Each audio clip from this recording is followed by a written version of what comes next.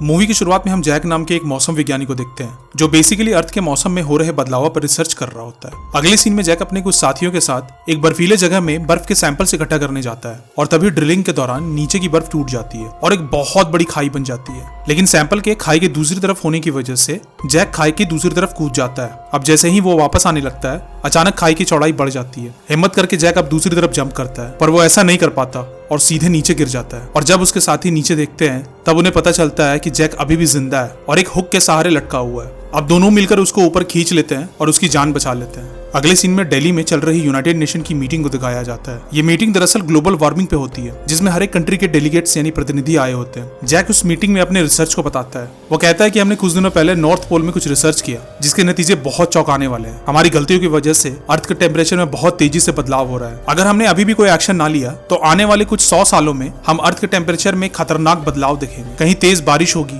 कहीं भयंकर तूफान आएंगे और ऐसा भी हो सकता है कि नॉर्थ पोल का टेम्परेचर इतना कम हो जाए जिससे पूरी दुनिया बर्फ में समा सकती है और जिससे जिंदगी का नामो निशान तक मिट जाएगा। पर वहां मौजूद सभी देशों के प्रतिनिधि जैक की बातों को ज्यादा सीरियसली नहीं लेते। लेकिन कॉन्फ्रेंस में मौजूद एक समुद्र विज्ञानी को जैक की बातों पर यकीन होता है। अब अगली सीन में हम उस साइंटिस्ट को स्कॉटलैंड में अपने टीम के साथ देखते हैं जो जैक की बातों को हल्के में ना लेते हुए उसकी दी हुई जानकारी पर रिसर्च कर रहा होता है। अगले सीन में हमें जापान के टोक्यो शहर को दिखाया जाता है जहां अब मौसम में बदलाव के कारण बर्फ की बारिश हो रही थी। बर्फ के टुकड़े साइज में इतने बड़े होते हैं जिससे बहुत लोगों की जान चली जाती है। अब जैक अपनी वाइफ को कॉल करता है और उसका और अपने बेटे सैम का हालचाल पूछता है। इसके बाद उसकी वाइफ बताती है कि सैम ने एक कंपटीशन में हिस्सा लिया है और जिसके लिए उसे आज न्यूयॉर्क निकलना है। क्या तुम उसे एयरपोर्ट ड्रॉप कर दोगे? जिस पर जैक उसे प्रॉमिस करता है कि वो बिल्कुल टाइम पर सैम को एयरपोर्ट ड्रॉप कर देगा। थोड़ी देर बाद जैक सैम को एयरपोर्ट ड्रॉप कर भी देता है। इधर सैम और उसके फ्रेंड्स फ्लाइट में बैठे होते हैं। तभी अचानक एक तूफान आता है जिससे प्लेन बहुत बुरी तरीके से वाइब्रेट करना शुरू हो जाता है। सभी लोग डर जाते हैं पर सैम को कुछ ज्यादा ही डर लग रहा होता है। दरअसल सैम को फ्लाइट का फोबिया होता है। अब अगले सीन में हमें स्पेस स्टेशन को दिखाया जाता है जहां 2 एस्ट्रोनॉट्स अर्थ पर 2 बड़े बड़े तूफान को देखते हैं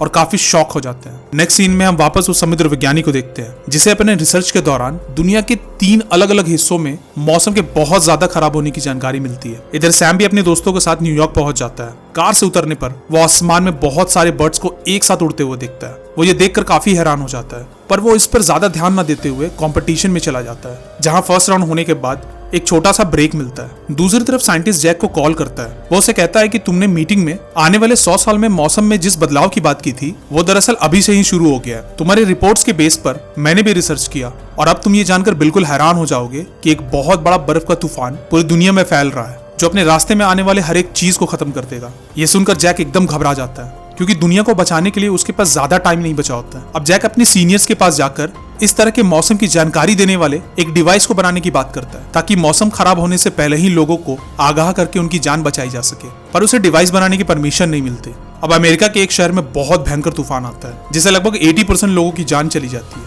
इधर ये खबर अमेरिका के प्रेसिडेंट को भी पता चलती है, इसलिए वो शहर में प्लेन्स के आने जाने पर रोक लगा देता है ताकि कम से कम जान का नुकसान हो। दूसरी तरफ जैक के सीनियर्स को भी ये खबर पता चलती है और अब उन्हें जैक की बातों पर यकीन होने लगता है क्योंकि मौसम को लेकर जैक ने जितनी भी बातें कही थी सब सच होने लगी थी। इसलिए वो जैक को डिवाइस बनाने की परमिशन दे देते हैं। लेकिन इस डिवाइस को बनाने के लिए जैक और उसकी टीम के पास सिर्फ 48 घंटे होते हैं। इधर दिन रात एक करके जैक और उसकी टीम 24 घंटों में ही उस डिवाइस को बना लेती है। अब रिपोर्ट को देखने पे उन्हें पता चलता है कि आने वाले 6 से 8 हफ्तों में पूरी दुनिया बर्फ में जमने वाली है। उन्हें अब जल्द से जल्द लोगों को बचाने के लिए कुछ करना होगा। जैक अब सैम को कॉल करके वापस आने को कहता है पर सैम कहता है कि यहाँ फ्लाइट के आने जाने पर रोक लगा दी गई है इसलिए मैं चाह कर भी यहाँ से नहीं निकल सकता। अब अगले सीन में हम उस समुद्र विज्ञानी को देखते हैं जो ये कह रहा होता है कि मौसम में बदलाव की वजह से टेम्परेचर बहुत तेजी से गिर रहा है। अगर ऐसा ही चलता रहा तो बहुत जल्दी पूरी दुनिया जम जाएगी। अगले ही पल बिल्कुल वैसा ही होने लगता है। पूरी दुनिया के अलग अलग हिस्सों में बर्फ के तूफान आना शुरू हो जाते हैं। इधर स्कॉटलैंड में 3 हेलीकॉप्टर्स अचानक हवा में ही जम जाते हैं और क्रैश हो जाते हैं। अंदर बैठे ऑफिसर्स भी जमकर मरने लगते हैं। अब चूंकि ये घटना स्कॉटलैंड की थी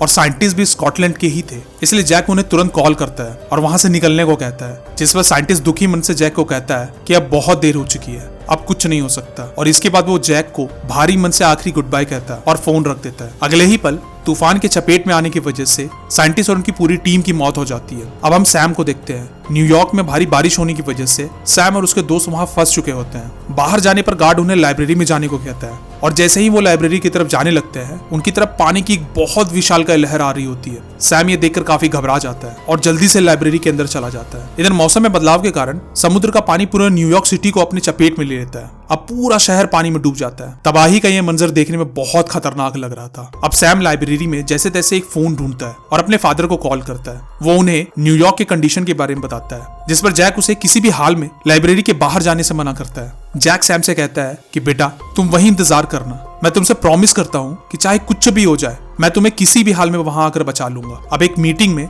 जैक प्रेसिडेंट को सारी रिपोर्ट्स डिटेल में बताता है, जिस पर प्रेसिडेंट ये फैसला करते हैं कि वे नॉर्थ के लोगों को रेस्क्यू कर साउथ की तरफ ले जाएंगे, क्योंकि साउथ में इस तूफान का असर लगभग ना के बराबर है। इसके बाद जैक अपने 2 साथियों के साथ न्यूयॉर्क की तरफ अपने बेटे को बचाने निकल जाता है। अब हमें न्यूयॉर्क सिटी को दिखाया जाता है, जहां थोड़ी देर पहले आया समुद्र का पानी टेम्परेचर में गिरावट की वजह से पूरी तरह से जम चुका होता है। इधर लाइब्रेरी के लोग बाहर कुछ लोगों को साउथ की तरफ जाता देख उनके साथ जाने का फैसला करते हैं। इधर सैम उन्हें ऐसा करने से मना करता है। वो कहता है कि बाहर टेम्परेचर और गिरने वाला है और अगर आप बाहर गए तो जमकर मर जाएंगे, पर कोई भी सैम की नहीं सुनता। सैम के दोस्तों और कुछ लोगों को छोड़कर बाकी सभी लोग वहां से बाहर चले जाते हैं। दूसरी तरफ सैम और उसके फ्रेंड्स ठंड से बचने के लिए लाइब्रेरी की किताबों को जलाना शुरू कर देते हैं। मौसम के बहुत ज्यादा खराब होने की वजह से अमेरिकन प्रेसिडेंट की मौत हो जाती है, इसलिए उनके साथी को नया प्रेसिडेंट बना दिया जाता है। इधर जैक की गाड़ी ठंड के कारण बंद पड़ जाती है, इसलिए वो लोग पैदल ही अपनी जर्नी को कंटिन्यू करते हैं और तभी रास्ते में उनके एक साथी की बर्फ के अंदर जाने से मौत हो जाती है। उन्हें अपने साथी को खोने का बहुत दुख होता है, पर ना चाहते हुए भी वो अपनी जर्नी को जारी रखते हैं। अब लाइब्रेरी में सैम की एक फ्रेंड की तबीयत अचानक खराब हो जाती है। कोई मेडिसिन ना मिलने पर सैम लाइब्रेरी के सामने खड़े एक जहाज पर जाने का फैसला करता है, ताकि वहां उन्हें कोई दवाई मिल सके। सैम और उसके दोस्तों को जहाज में दवाई मिल भी जाती है, पर अचानक सैम के एक दोस्त पर एक भेड़िया हमला कर देता है, पर जैसे तैसे वो वहां से बचकर लाइब्रेरी तक पहुंच जाते हैं। वहां जाकर सैम अपनी फ्रेंड्स को दवाई देता है, जिसे वो अच्छा महसूस करने लगती है। इधर जैक और उसका साथी पैदल ही आगे बढ़ रहे होते हैं और तभी अचानक उसका साथी ठंड की वजह से बेहोश हो जाता है, इसलिए जैक उसे किसी सेफ जगह लेकर रुकने का फैसला करता है। अब स्पेस स्टेशन को दिखाया जाता है, जहां दोनों एस्ट्रोनॉट्स देखते हैं कि तूफान अब थमने लगा था। उधर जैक भी मौसम में हो रहे सुधार को नोटिस करता है और अपने बेटे को बचाने वापस अपने सफर में निकल जाता है। काफी मुश्किलों के बाद आखिरकार जैक लाइब्रेरी तक पहुंच ही जाता है। जैक अपने बेटे को देखकर काफी इमोशनल हो जाता है और उसे गले से लगा लेता है। इसके बाद जैक अपने सीनियर्स को कॉल करके हेल्प मांगता है। उसका सीनियर ये बात प्रेसिडेंट को बताता है, जिस पर प्रेसिडेंट उन्हें रेस्क्यू करने की परमिशन दे देते हैं। अगले ही पल रेस्क्यू टीम हेलीकॉप्टर से उन्हें बचाने निकल जाती है। वापस आते वक्त सैम देखता है